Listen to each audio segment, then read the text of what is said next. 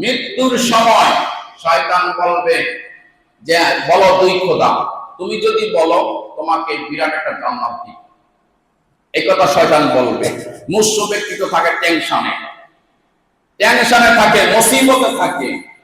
ইমাম ফখরুদ্দিন রাজি রহমাতুল্লাহ আলাইহি তার কিতাবের মধ্যে জীবনের মধ্যে লিখেছেন যে দুনিয়া থেকে যখন মানুষটা মুসা অবস্থায় থাকে, শয়তান তাকে ঈমান কেড়ে নেওয়ার জন্য 1000 বার চেষ্টা করে।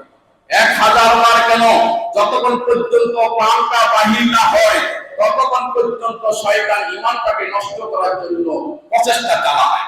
কিন্তু যদি ঈমানদার ওয়ালা নবীর প্রেমিক হয়, সাহাবীদের প্রেমিক হয়, কোরআন ওয়ালা হয়, যদি ওই নবীর প্রেমিক হলা, তখন ইমাম ফখরুদ্দিন রাজি রাহমাতুল্লাহ আলাইহি বলেন, তখন আমাকে যখন শয়তান বলেছে এইভাবে যুক্তি, ওইভাবে যুক্তি, ওইভাবে যুক্তি, শয়তান বেশিরভাগ দেয় যুক্তি।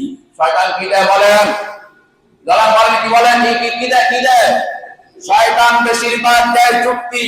আর শয়তান যখন শয়তান হয়েছে তখনও যুক্তি দিয়ে শয়তান হয়েছে, কিন্তু শয়তান বেশিরভাগ দেয় যুক্তি।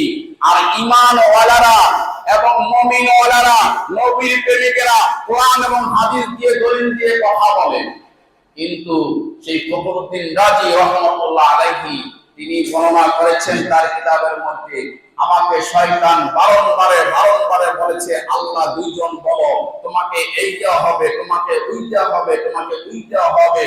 কিন্তু যখন আমি ইমাম ফখরুদ্দিন রাজি বারবার দলিল দেই, বারবার খণ্ডন করি, বারবার শয়তান যুক্তি দেয়, বারবার আমি দলিল দিয়ে খণ্ডন করি, যখন শয়তানের কাছে আমি দ্বিধায় অধিক পেরেশানি হয়ে গেছি, আমার গাল বাড়ি হয়ে গেছে, আমার চক্ষু বড় বড় হয়ে গেছে, আমি অধিক পেরেশানি হয়ে গেছি, আমি বলেছি ওই শয়তান, তোর কাছে আমার দলিল দেওয়ার কোনো প্রয়োজন নাই, বিনা দলিলে আল্লাহ এক, আল্লাহ এক, আল্লাহ এক, জোরে বলেন সুবহানাল্লাহ।